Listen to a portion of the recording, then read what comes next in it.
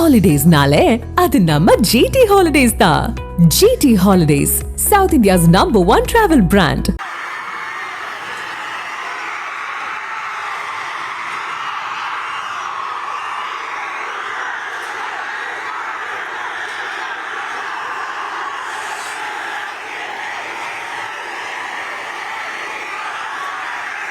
என் நெஞ்சில் குடியிருக்கும்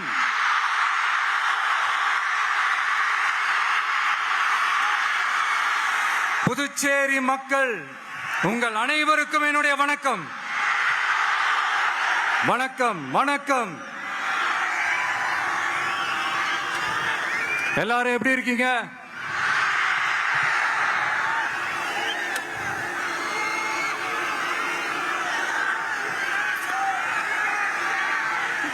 இந்த ஒன்றிய அரசுக்கு தான்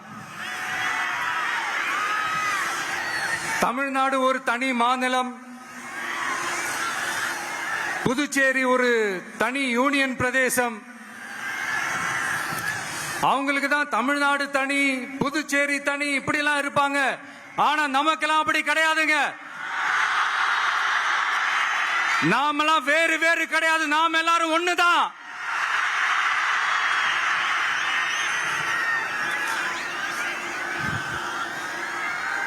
தமிழ்நாடும் புதுச்சேரியும் தனித்தனியாக இருந்தாலும் நாம் எல்லாரும் ஒண்ணுதான். நாம் எல்லாரும் சொந்தம் தான்.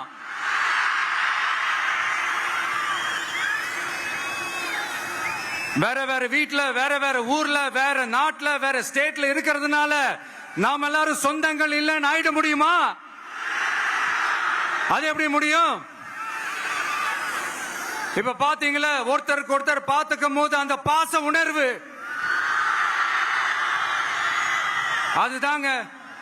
அது மட்டும்தான். அது இருந்துட்டாலே போதும், வேற எதுவுமே தேவையில்லை.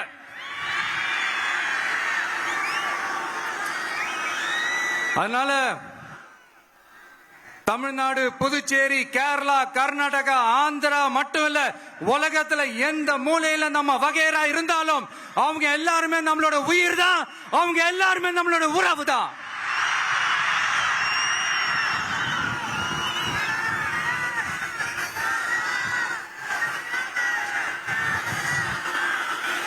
புதுச்சேரினாலே உடனே ஞாபகத்துக்கு வர்றது மணக்குள விநாயகர், அரவிந்தர் ஆசிரமம், வில்லியனூர் மாதான் சொல்லி இவங்க எல்லாரும் ஞாபகத்தில் வருவாங்க.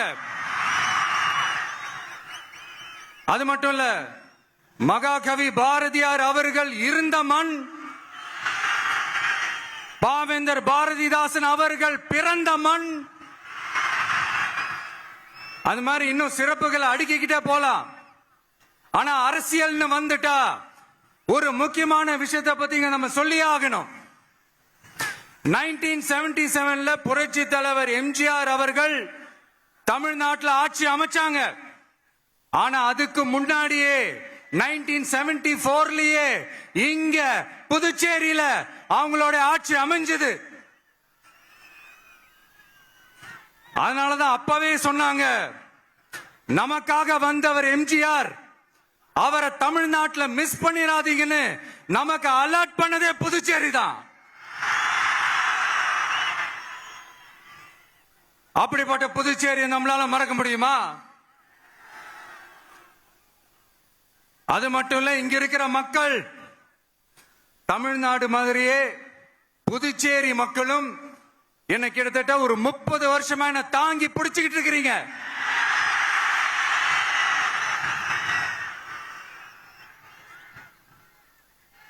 அதனால இந்த விஜய் தமிழ்நாட்டுக்கு மட்டும்தான் குரல் கொடுப்பான்னு நினைக்காதீங்க.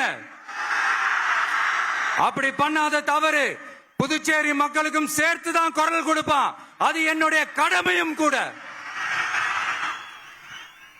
அதனாலதான் இங்க நீங்க ஃபேஸ் பண்ற பிரச்சனைகளை பத்தி இன்னைக்கு நான் பேசுறதுக்காக வந்திருக்கிறேன்.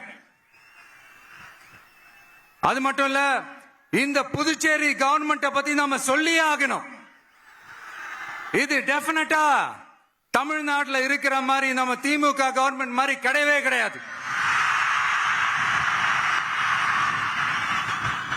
ஏன்னா வேற ஒரு அரசியல் கட்சி நடத்துற நிகழ்ச்சியாகவே இருந்தாலும் அந்த நிகழ்ச்சிக்கு தன்னெழுச்சியா வர நம்ம மக்களுக்கு பாதுகாப்பு கொடுத்து பாரபட்சமே காட்டாம இந்த கவர்மெண்ட் நடந்துகிட்டு இருக்கிறாங்க. அப்படிப்பட்ட இந்த புதுச்சேரி கவர்மெண்ட்டுக்கும் நம்ம புதுச்சேரி சிஎம் சார் அவர்களுக்கும் இந்த நேரத்தில் என்னுடைய மனப்பூர்வமான நன்றிகளை தெரிவிச்சுக்கிறேன். இத பார்த்தாவது தமிழ்நாட்டில் இருக்கிற அந்த திமுக கவர்மெண்ட் கத்துக்கிட்டா நல்லா இருக்கும்.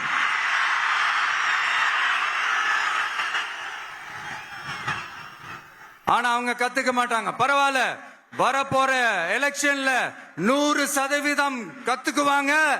அத நம்ம மக்கள் பார்த்துக்குவாங்க.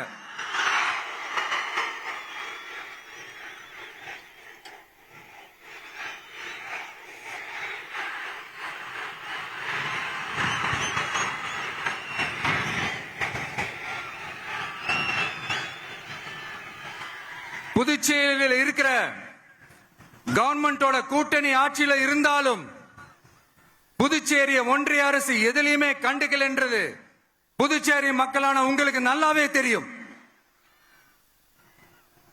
மாநில அந்தஸ்து கோரிக்கையை மட்டுமா கண்டுக்கல, இங்க வளர்ச்சி ஏற்படவும் துணை நிக்கவே இல்லைன்னு கேள்விப்படுறோம். இந்த புதுச்சேரிக்கு இன்னும் மாநில அந்தஸ்து கொடுக்கல. மாநில அந்தஸ்து வேணும்னு கேட்டு பல முறை சட்டசபையில தீர்மானம் போட்டு ஒன்றிய அரசுக்கு அனுப்பி வச்சுக்கிட்டே இருக்கிறாங்க. இந்த வருஷம் கூட மார்ச் மாசம் 27ஆம் தேதி 2025 அன்னைக்கு ஒரு தீர்மானம் போட்டாங்க. அது மாநில அந்தஸ்து வேணும்னு கேட்டு ஒன்றிய அரசுக்கு அனுப்புற 16வது தீர்மானம். புதுச்சேரி காரைக்கால் பகுதிகளில் மூடப்பட்ட 5 மில்கள், பல்வேறு தொழிற்சாலைகளை மீண்டும் திறக்கிறதுக்கு இதுவரைக்கும் ஒரு துரும்ப கூட கிள்ளி போடல. பல்லாயிரக்கணக்கான இளைஞர்களோட வேலை வாய்ப்புக்காக எதையுமே செய்யல. இங்க ஒரு ஐடி கம்பெனி உருவாகணும்ன்ற எண்ணமே இல்ல. அத பத்தி யார் பேசினாலும் அது அவங்க காதல விழவே விழல.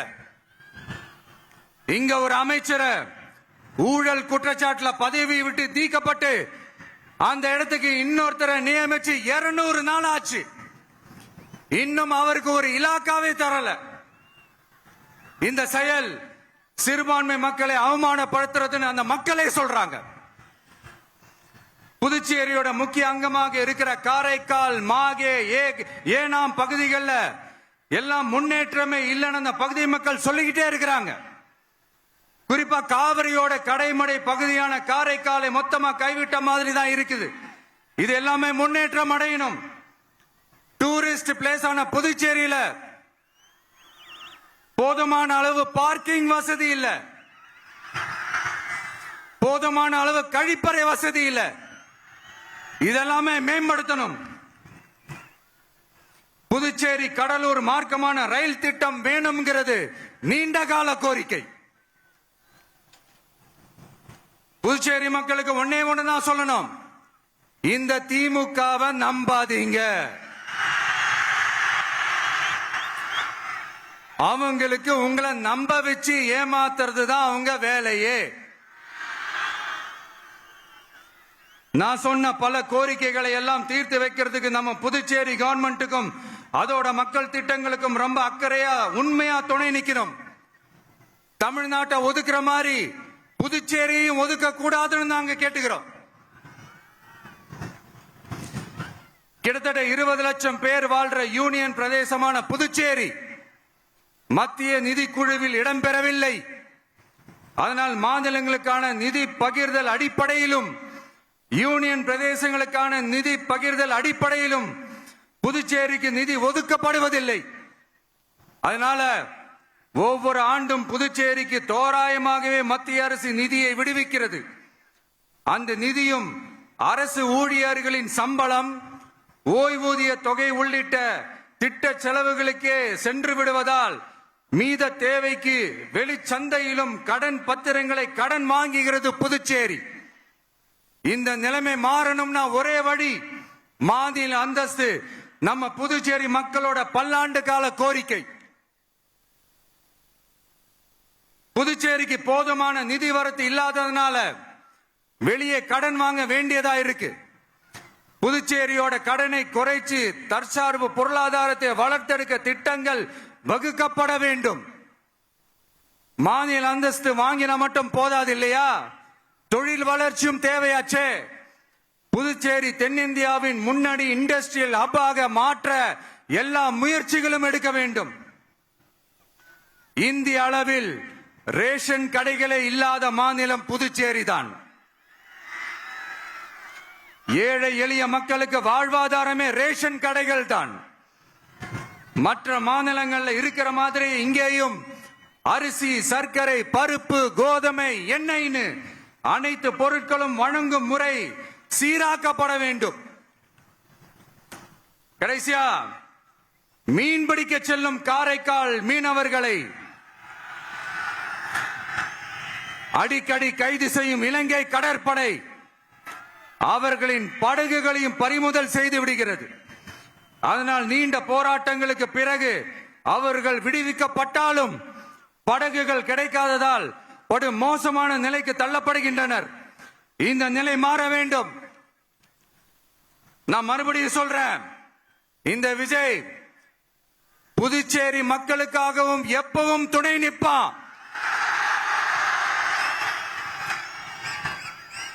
வரப்போற புதுச்சேரி தேர்தல் களத்துல நம்மளுடைய தமிழக வெற்றி கழகத்தின் கொடி பட்டொளி வீசி பறக்கும். கான்பிடென்டா இருங்க, நல்லதே நடக்கும். வெற்றி நிச்சயம். மீண்டும் சந்திக்கும் வரை நன்றி, வணக்கம். ஹாலிடேஸ்னாலே அது நம்ம GT Holidays தான். GT Holidays, South India's #1 travel brand.